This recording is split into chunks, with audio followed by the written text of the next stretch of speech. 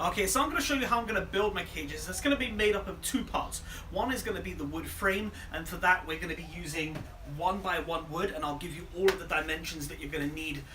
If you don't have the tools to cut this wood, what you can do is ask your hardware store. Most of the time they'll cut it either for free or for a minimal fee.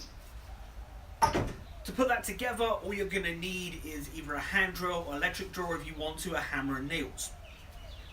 So the cages that we're going to build to go in the frame are going to be made up of welded wire mesh. So we're going to need two types of mesh. One is going to be 1x1 mesh, and this is going to be for the sides of the cage. The other mesh is going to be 1x1/2 mesh, and this is going to make up the floor, and it's going to make up the top of the cage. The reason for this is it's close enough together for the rabbit's feet to stand on, but wide enough to allow waste to fall through it. To put this together, you're going to need a pair of J-clip pliers and some J-clips, and you're going to need some wire snips and something to measure. I'm going to use a tape measure, and I also like to use a yardstick for measuring these wires, just because it is a little bit easier to do.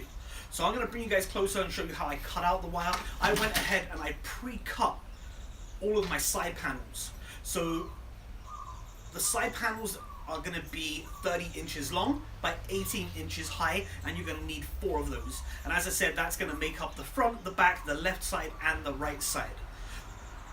The base panels, they're going to be 30 inches by 30 inches, and that's going to make up the top and the bottom. So we're going to cut 2 of those. I'm going to bring you in closer. Okay, so here we have our 1/2 inch by 1 inch mesh. This stuff is really easy to work with. The one thing you do have to be aware of is they do end up with some sharp edges, so if you want to wear gloves or you want to wear a long sleeve shirt whilst doing this, go ahead. I've been working with this a long time. I just accepted I'm gonna get scratched a little bit when working with it, and I just don't feel comfortable working with gloves on. So the first step is to cut your 30 by 30 panel, and to do that you've got 2 choices. You can either try and measure it with a yardstick or with a tape measure, and that's going to give you your 30 by 30. This wire is actually already 30 inches long, so all I've got to do is find 30 inches this way and go ahead and cut it. The easiest way, if you don't want to measure it, and actually the most accurate way, is to just go ahead and count how many squares. So actually each one of these is 1/2 inch, so it's 1/2 inch 1, 1/2 inch 2, 1/2 inch 3, and you just keep going until you get to 30 inches. Okay, so once you've got ahead and you've marked your first one, the easiest way to cut this mesh is to stand it up and then just keep cutting down in a straight line. This gives you less chance of being hit. If the wire wraps up on itself or if it falls, you're not going to get injured. Okay, so all you're going to do is cut in a straight line all the way down your piece of wire until you've separated that 30 inch piece.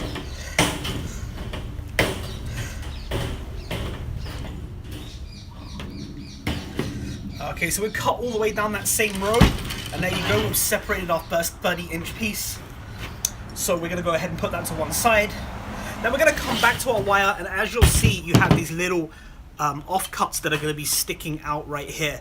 What you're going to do is you're going to go ahead and cut all of those off. You're going to measure 30 inches again, and then you're going to cut your second piece. So I'm going to go ahead and do that now, and we'll see you once I've done that. Okay guys, so once you've gone ahead and cut out all of your panels, again, the 1x1 is going to be 18 inches by 30 inches. Your 1x1/2 panels are going to be 30 by 30. So once you've got those cut out, what you're going to do is you're going to start by joining together the side panels. So what you're going to do is you're going to take 2 of your panels and you're going to put them end to end like so. And then using your J-clips, you're just going to join both ends. All you're going to do is basically you're tacking it together right now to make sure all your alignment is correct. This is where you learn if you measured everything correctly. So all you do is you put a J-clip and you squeeze it. Put a J-clip and you squeeze it. And then what you're going to do is you're going to take your next panel to the end of this one. You're going to do the same thing and you're going to join them all together. And then when you get to the last panel, what you're going to do is you're going to go ahead and join them in a square. Okay, so we brought you in a little closer here just to show you how these J-clips work. Basically, the pliers are curved so it holds it in, and then when you squeeze it, it makes it into a cylinder. So let me show you with this one right here. You can see right there, it makes a cylinder. So all you're doing is just putting the wire in the middle of the cylinder and then clamping around it. So let me show you how this works on this last corner.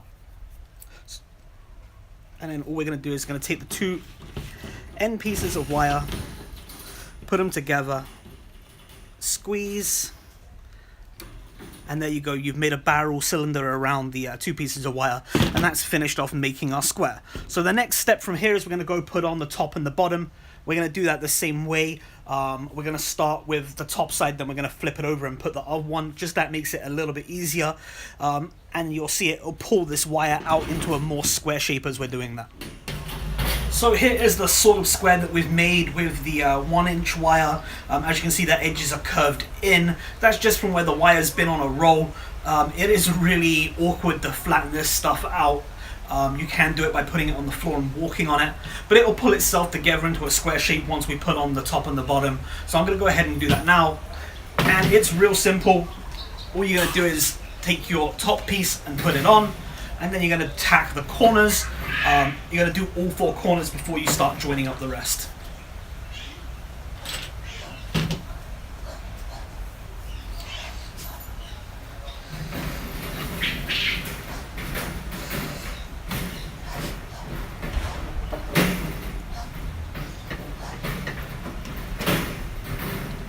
So once you've gone ahead and you've done the corners for your bottom or your top, what you're going to do is every few inches, you're just going to go ahead and put another J-clip the whole way along, and then you're going to go and start on the opposite end, so the top or the bottom, depending on which way you want to call it.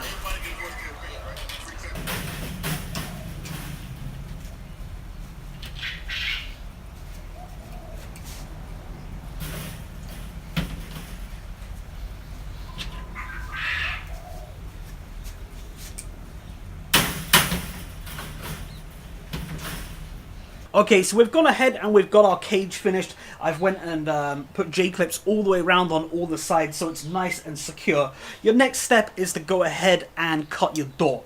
So for me, I'm making my doors 12 inches by 15 inches, which gives me enough room to be able to get rabbits in and out.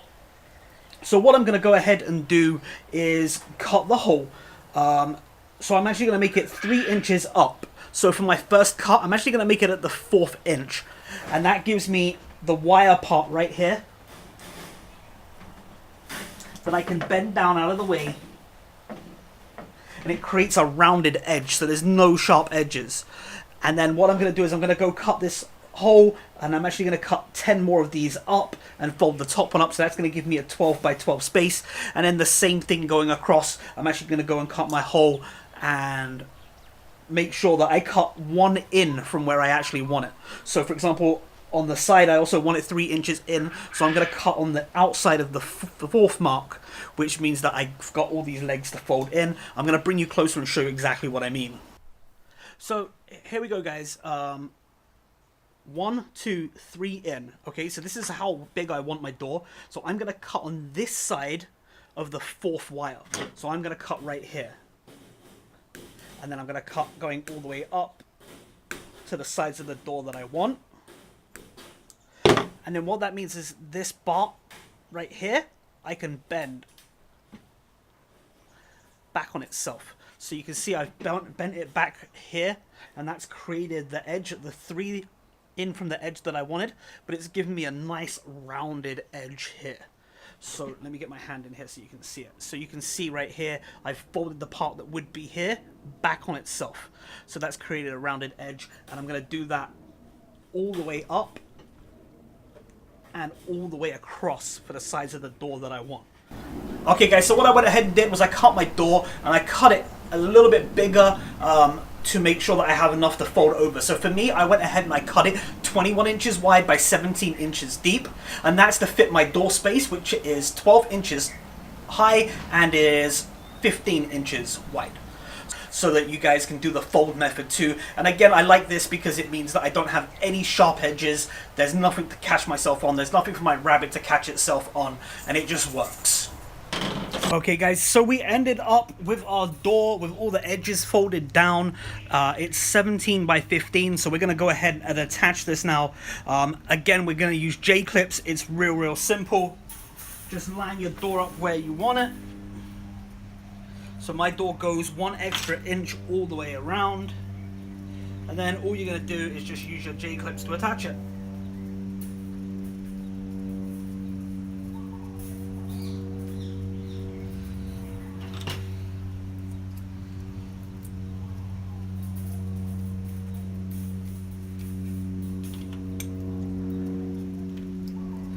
So the J-clips have enough room for the door to turn, but enough grip to keep it in the right place.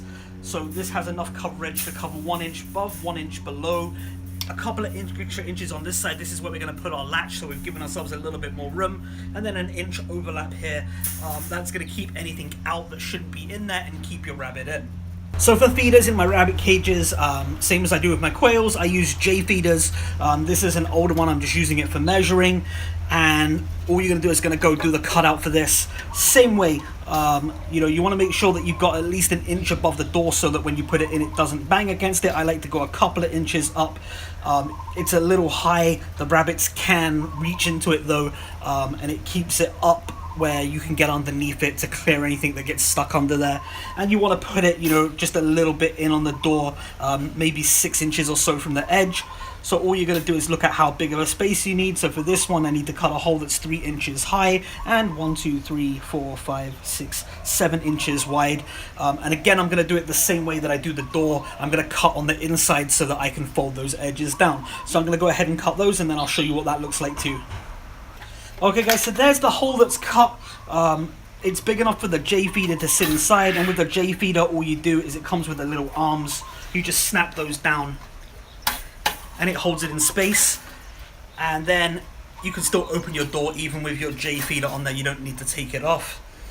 For rabbits, you want to make sure you're using the sifting J feeder, and that's going to let any powder that's left over from your feed just fall through.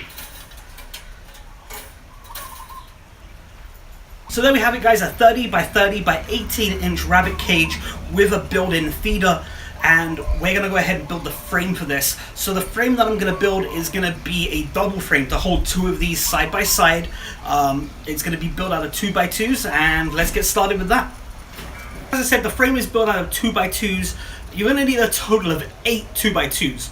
So you're going to cut 4 of those to 62 inches. That's going to be for the cross beams. That's going to give me enough room to sit 2 cages, which are 30 by 30, side by side, and still have a little bit of extra wiggle room in there. You're going to cut